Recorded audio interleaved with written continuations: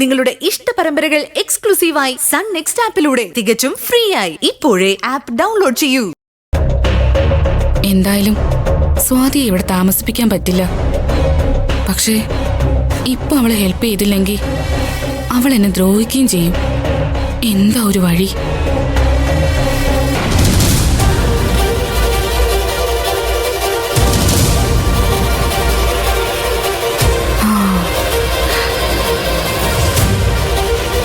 ആരും അറിയാതെ അവളെ തറവാട്ട് വീട്ടിൽ താമസിപ്പിച്ചാലോ?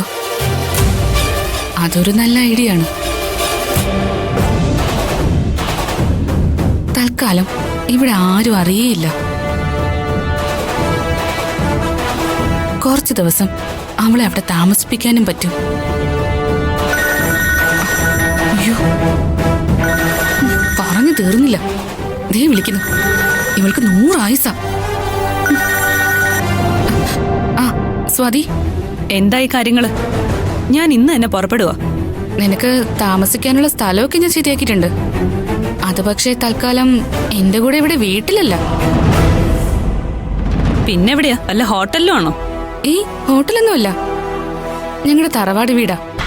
ഇവിടുന്ന് കുറച്ചു ദൂരേ ഉള്ളൂ. അവിടെ ആഹാരം വെച്ചേരാൻ ആരെങ്കിലും ഉണ്ടോ? അതോ ഞാൻ പുറത്തു പോയി കഴിക്കണോ? നിനക്ക് ഭക്ഷണത്തിലുള്ള ഏർപ്പാടൊക്കെ ഞാൻ ഉണ്ടാക്കാം. അതല്ല, നിനക്ക് കുക്ക് ചെയ്യണമെന്നുണ്ടെങ്കിൽ അതും ആവാം. അവിടെ അതിനുള്ള സൗകര്യങ്ങളൊക്കെ ഉണ്ട്. എന്നെ കൊണ്ട് കുക്ക് ചെയ്യാനൊന്നും പറ്റത്തില്ല. ഫുഡൊക്കെ നീ എങ്ങനെയെങ്കിലും അറേഞ്ച് ചെയ്ത് തന്നാ മതി. അന്നത്തെ രാത്രിയിലെ ടെൻഷൻ എനിക്ക് ഇതുവരെ മാറിയിട്ടില്ല. ദേ, ഒരു കാര്യം ഞാൻ പറഞ്ഞേക്കാം. ഇവിടെ നീ വരുന്ന കാര്യം ഞാൻ ആരോടും പറഞ്ഞിട്ടില്ല. തറവാട്ടിൽ താമസിപ്പിക്കുന്നത് തന്നെ ഇവിടെ ആരും അറിയാതെയാ. അതുകൊണ്ട് നീ അവിടെ ഉള്ളത് ഇവിടുത്തെ ഒരാള് പോലും അറിയരുത്. എന്ന് പറഞ്ഞാ കുറച്ചൊക്കെ അഡ്ജസ്റ്റ് ചെയ്യണമെന്നർത്ഥം. നീ പറഞ്ഞതെനിക്ക് മനസ്സിലായി. 24 മണിക്കൂർ ഞാൻ മുറിയിൽ തന്നെ അടച്ചിരിക്കണമെന്നല്ലേ? എന്നെ അങ്ങനെ അടച്ചിരുത്താനൊന്നും നോക്കണ്ട. എന്തായാലും ആദ്യം ഞാൻ അങ്ങോട്ട് വരട്ടെ. അതെ, ഒരു കാര്യം കൂടി.